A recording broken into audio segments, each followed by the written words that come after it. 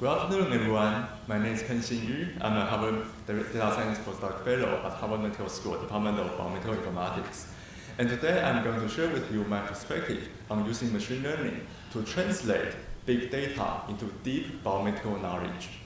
So first of all, what is biomedical informatics? There used to be a joke that biologist math is actually pretty screwed up. Why do people say that? Well, because in cell biology, if we say a cell has divided into two, actually we mean the cell has multiplied into two. So division and multiplication is the same thing in biology. And now, in addition to the messed up math problem, we also have a deep big data issue. How big is our big data? The most widely cited big data in biomedicine is the omics data. The omics stands for a collection of high throughput methods, including genomics, proteomics, as well as other terms ending in omics. And how big are they? For whole genome sequencing resulting in genomic data, we have around 1 terabyte of data per person in the raw form. And for DNA methylation, the regulation of the DNA activity, we have 3 terabytes per sample.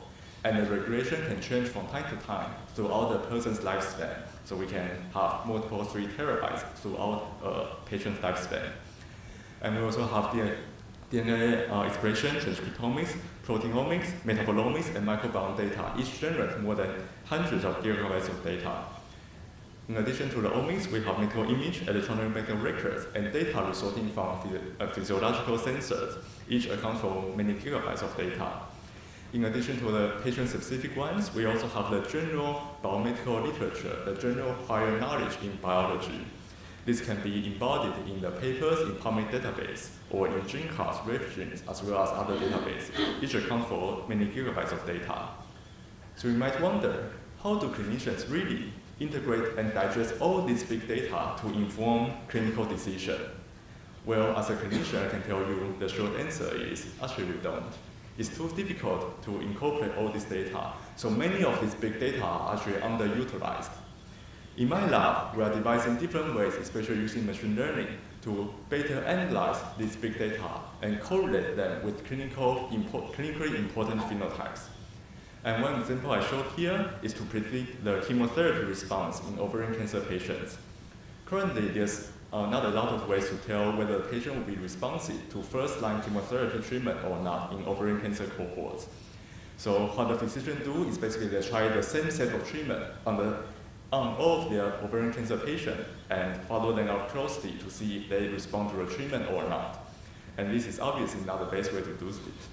So in my lab, we have used the protein expression label in collaboration with National Cancer Institute to identify a cohort of 130 patients. 35 of them are resistant to ovarian cancer first-line chemotherapy, and 95 of them are sensitive. And by building a machine learning model, we are able to select more than 20 proteins whose expression level are closely related to their outcomes after 6 months. And we are able to build a survival model and evaluate it on a held-out test set with statistically significant difference in terms of the predicted response group. In addition to the omics data, we also work on a few electronic medical records as well as medical images. And here I show you another example in predicting the survival outcomes of lung cancer patients. Lung cancer patients are known to have a very wide diversity in their survival outcomes.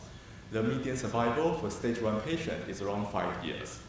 However, there are around 15 to 20% of the patients who can survive more than 10 years or more. And these are the patients that can out-survive their doctors. In order to differentiate the longer-term survivors and the shorter-term survivors, we further build a machine learning model using the medical images, using the pathological image we take under the microscope about the patient's tumor samples. And we build a feature extraction and feature learning method to extract more than 9,000 features and correlate them with the patient's survival.